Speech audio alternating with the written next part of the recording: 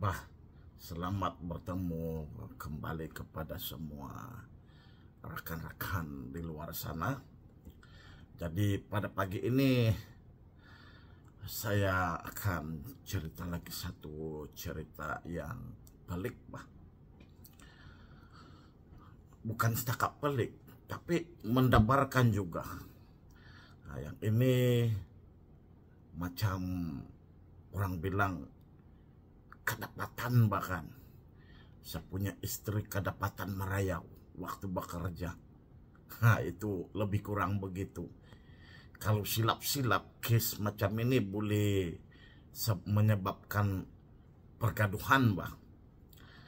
Nah, cerita ini berlaku pada bulan Mei tahun ini, yang mana saya keluar balik awal sedikit lah dari sekolah jam 1 tepat, karena saya pergi ke PPD mengembalikan dokumen APC. Nah, kan di sana di PPD ke hulu ke hilir saya mencari orang berkenaan untuk saya serah kembali dokumen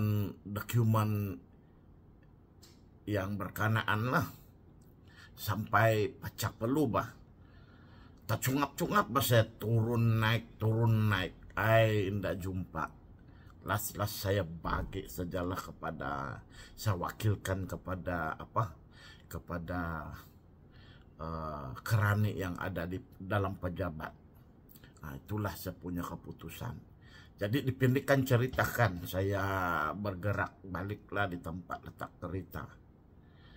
Tapi satu perkara pelik berlaku, bah.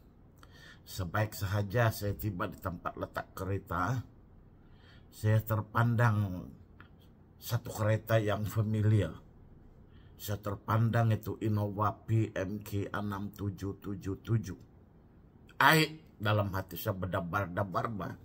Apa juga, bah, ini istriku ini datang di sini. Dalam hati lah, bah.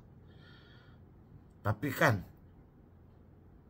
saya heran, saya berdiri, dia lalu langsung indak pun berhenti.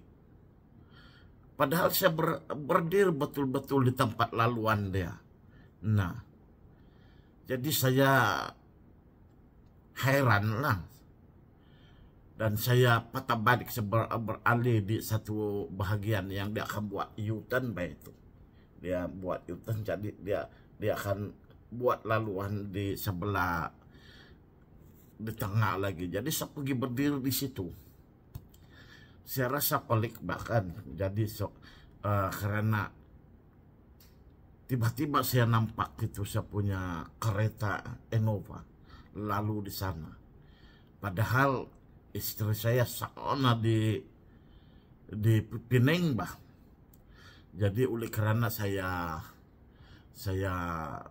nampak, saya boleh akses keberadaan saya punya istri melalui Google. Jadi sekali saya tengok kan, dia sebenarnya kan berada di sana di SK Bukit Mertajam. Jadi dalam hati saya yang kereta itu siapa? Tapi sayang yang kereta itu dia tidak pusing balik, dia terus pergi di belakang. Jadi bila saya nampak keberadaan istri saya sana di SK Bukit Mertajam, baru rasa lega hati saya.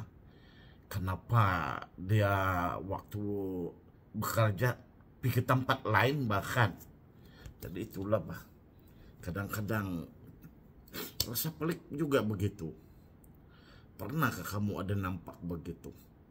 Jadi sama juga bahkan waktu saya pun kadang-kadang kalau saya cuti di sekolah, ada orang nampak saya dari sekolah, terutama yang pelajar lah. Pelajar kata, "Cikgu ada hadir di sekolah." Nanti saya bagi tahu dalam cerita akan datang. Yang ini hari ini, yang ini saja. Yang istri saya di tempat lain saya nampak dengan kereta saya sendiri di depan mata saya. Nah kan, macam begitu.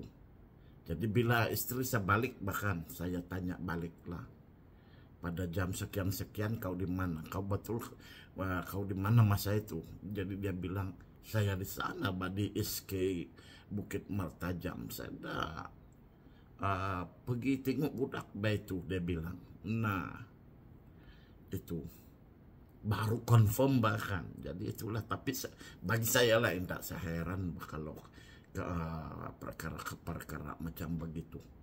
Sebab biasalah kan, dalam dunia kita ini dia ada satu lagi dunia lain yang sangat dekat, berdekatan.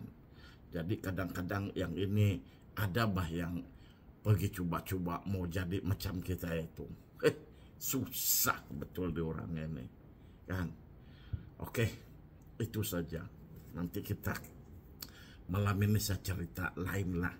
Yang ini tidak takut, bahkan ini biasa-biasa saja baik nih. Macam orang lain nampak kita di tempat lain, tapi kita bukan pun di sana. Nah, itu luar biasa itu. Oke.